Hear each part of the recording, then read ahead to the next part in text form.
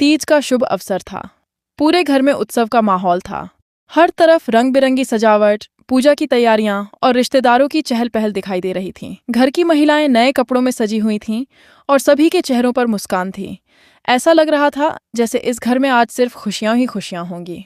लेकिन किसी को अंदाजा भी नहीं था कि कुछ ही मिनटों में एक ऐसा सच सामने आने वाला है जो पूरे परिवार की खुशियां छीन लेगा। इसी बीच पुष्पा जी अपने हाथों में शगुन की साड़ियां और चूड़ियां लेकर सभी बहुओं के पास पहुंची।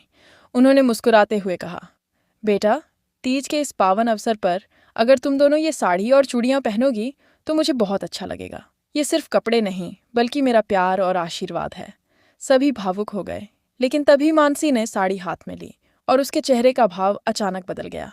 उसने हल्की सी मुस्कान के साथ कहा, thank you so much Pushpa ji, लेकिन आई एम सॉरी, ये आउटफिट मेरे स्टैंडर्ड से बहुत लो लेवल का है। मैं इसे नहीं पहन सकती। आप प्लीज इसे वापस रख लीजिए। उसके ये शब्द सुनते ही पूरे घर में सन्नाटा छा गया।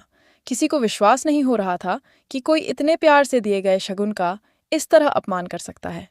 गायत्री जी तुरंत गुस्से में बोली, मानसी, यह बात करने का तरीका है? उन्होंने तुम्हें दिल से यह शगुन दिया है। उसकी कीमत मत देखो, उसके पीछे का प्यार देखो। अभी इसी वक्त पुष्पा जी से माफी मांगो। मानसी ने बिना किसी भावना के कहा, आई एम सॉरी पुष्पा जी, मेरा आपको दुख पहुंचाने का कोई इरादा नहीं था। लेकिन उसकी आवाज में पछतावा बिल्कुल नहीं था। तभी पुष्पा जी ने माहौल संभालने की कोशिश करते हुए मुस्कुराकर कहा, कोई बात नहीं, जाने दीजिए। हर इंसान की अपनी पसंद होती है। तभी मीरा ने बात बीच में रोक दी। उसके चेहरे पर मुस्कान नहीं बल्कि गहरी नाराजगी थी। उसने धीमी लेकिन सख्त आवाज में कहा, नहीं पुष्पा जी, बात सिर्फ साड़ी की नहीं है। एक ऐसी बात है जिसने मुझे अंदर तक तोड़ दिया है। यह सुनते ही सभी की नजरें मीरा पर टिक गईं। किसी को समझ नहीं आ रहा था कि आखिर वह किस बात की ओर इशारा कर रही है। अनु भी घबराकर उसकी तरफ देखने लगी। मीरा ने अनु की आंखों में देखते हुए कहा, अनु, क्या तुमने अभी तक सबको नहीं बताया कि कल तुमने मुझसे क्या पूछा था? अनु एकदम चुप हो गई। उसके चेहरे पर डर साफ दिखाई दे रहा था। कमरे का माहौल अब पूरी तरह बदल चुका था। कुछ देर पहले जहां त्योहार की खुशियां थीं, अब वहां बेचैनी और तनाव था। सभी लोग जानना चाहते थे कि आखिर ऐसा कौन सा राज है जिसे छिपाया जा रहा है। मीरा ने गहरी सांस लेते हुए कहा, अगर किसी के मन में मेरे लिए कोई शक है तो वह छिपकर नहीं, सबके सामने होना चाहिए। मैं हर सवाल का जवाब दूंगी। अब घर का हर सदस्य बेचैन था। तभी मीरा ने वह बात कह दी जिसने सबको हैरान कर दिया।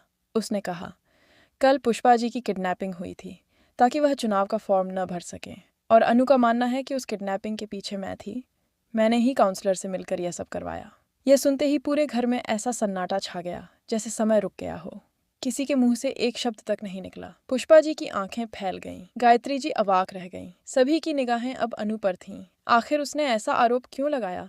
क्या उसके पास कोई सबूत था या फिर कोई उसे मीरा के खिलाफ भड़का रहा था? मीरा ने भावुक होकर कहा, पुष्पा जी, आप ही बताइए, क्या आपको सच में लगता है कि मैं ऐसा कर सकती हूँ? मैं तो हमेशा इस परिवार की मदद करती आई हूँ।